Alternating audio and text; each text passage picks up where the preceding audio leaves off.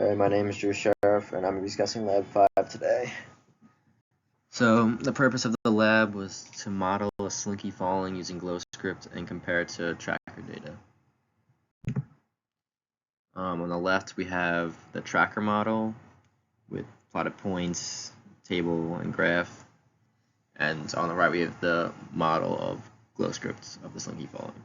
So the assumptions are that there is drag. It's an open system because of the drag. The acceleration due to gravity is g, and it's in free fall. The main fundamental principles in detail are: we got the velocity update formula, position update formula. F is of course equal to dp dt. We also have energy principle, which could be applied, the momentum principle that could be applied, etc. So here's a brief preview of the main results. The tracker one is the green one, and the GlowScript one is the blue one. You can see that the data is pretty close, so I'm satisfied with that. The system is the slinky, and the surroundings are everything else besides the slinky. So air, people, the ground. The initial conditions are that there's no velocity when time is equal to 0, and the origin is at the bottom of the slinky in the beginning of the video. That's where I placed the origin for the coordinate system. And then coding details explained in a clear, logical manner. So we see on the left, got ball mass equal to 0.25 kilograms. Ball position is placed where the data table had it in my tracker video. Ball velocity is 0 since it's not yet moving. Time is 0.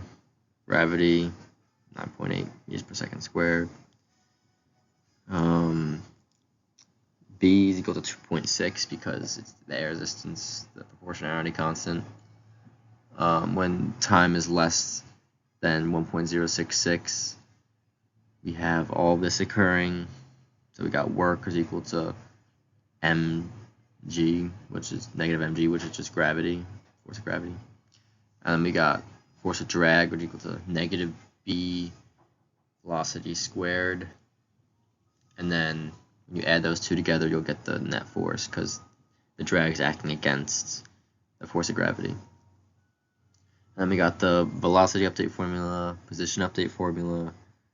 We got how the clock advances, just adding a time interval. And then that's about it for that.